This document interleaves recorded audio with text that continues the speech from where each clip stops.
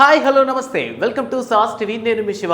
అబ్బా, మొత్తానికి ఎలక్షన్స్ అని సినిమాలన్నింటి కాస్త పక్కన పెట్టారు. మొత్తానికి మే 13న ఎలక్షన్స్ కంప్లీట్ అయిపోవడంతో వరుస పెట్టి సినిమా అప్డేట్స్ అయితే వచ్చేస్తున్నాయి. ప్రెసెంట్ మనం డబుల్ ఇస్మార్ట్ సినిమా యొక్క అప్డేట్ గురించి మనం మాట్లాడుకోబోతున్నాం. పూరి డైరెక్షన్లో వచ్చినటువంటి ఇస్మార్ట్ శంకర్కి సీక్వెల్ అనమాట ఇది. లాస్ట్ టైం వచ్చినటువంటి ఇస్మార్ట్ శంకర్లో రామ్ పోతినేని అప్పటి వరకు ఉన్నటువంటి లవర్ పై కాన్సెప్ట్ కాకుండా కాస్త మార్స్ వర్షన్లో తీసుకొచ్చారనమాట. దాని తర్వాత వచ్చిన స్కందాతో రామ్ పోతినేని పూర్తిగా మాస్ హీరోగా మారిపోయాడు అనుకోండి. బట్ దాని తర్వాత తీసినటువంటి పూరి సినిమాస్లో లైగర్ అట్టర్ ఫ్లాప్ అవడంతో ఈసారి మళ్ళీ అదే సీక్వెల్ని తీస్తే ఇంకొంచెం బెనిఫిట్ ఉంటుందేమో అని పూరి జగన్నాథ్ గట్టిగా ప్లాన్ చేశారు. ఈసారి పీసీ కాంబినేషన్లో వస్తున్నటువంటి ఈ సినిమా, అదే పూరి జగన్నాథ్ చార్మి కాంబినేషన్లో వస్తున్నటువంటి ఈ సినిమాలో ఇస్మార్ట్ శంకర్గా మళ్ళీ మనకి రామ్ పోతినేని, అలానే హీరోయిన్గా మాత్రం కావ్య తాపర్ కనిపిస్తున్నారు. లాస్ట్ టైం మనకి నిధి అగర్వాల్, నభా నటాషా ఉన్నారు. బట్ ఈసారి మాత్రం కావ్య తాపర్తో లాగించేస్తున్నారు.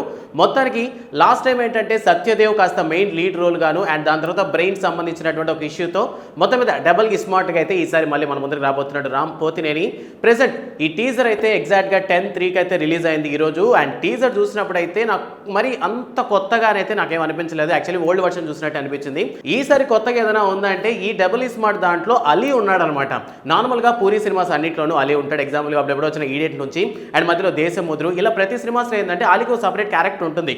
బట్ లాస్ట్ టైం వచ్చినటువంటి ఇస్మార్ట్ శంకర్లోను అండ్ దాని తర్వాత వచ్చినటువంటి లైగర్లోను అలీకి అసలు క్యారెక్టరే లేదనమాట. బట్ మళ్ళీ అలీని తీసుకొచ్చి కాస్త కొత్తగా చూపిస్తున్నారు. సంథింగ్ ఒక కోయదొరలా కనిపించాడు అలీ అయితే. అండ్ గెటప్ కూడా చాలా కొత్తగా ఉంది.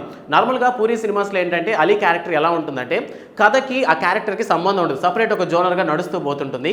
సో అదే విధంగా ఈసారి కూడా అలీని తీసుకొచ్చాడేమో పూరి జగన్నాథ్ అనిపించింది.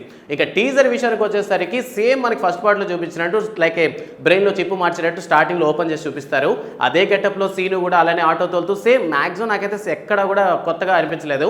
కొత్తగా ఏదైనా ఉందంటే సంజయ్ దత్ ఈసారి విలన్గా కనిపిస్తున్నాడు. లాస్ట్ టైం ఏంటంటే ఒక పొలిటీషియన్ సైడ్ నుంచి ఒక విలన్గా చూపించినటువంటి పూరి జగన్నాథ్ ఈసారి కాస్త కొత్తగా వరల్డ్ వైడ్గా అంటే ఒక డాన్ లెవెల్లో తీసుకెళ్ళాడు అనిపించింది. లైక్ లాస్ట్ టైం ఏంటంటే అమ్మవారి దగ్గర డైలాగ్ ఉంటుంది కదా, క్లైమాక్స్ సీన్ అంతా. బట్ ఈసారి ఏంటంటే శివుడి దగ్గర తీసుకొచ్చారనమాట.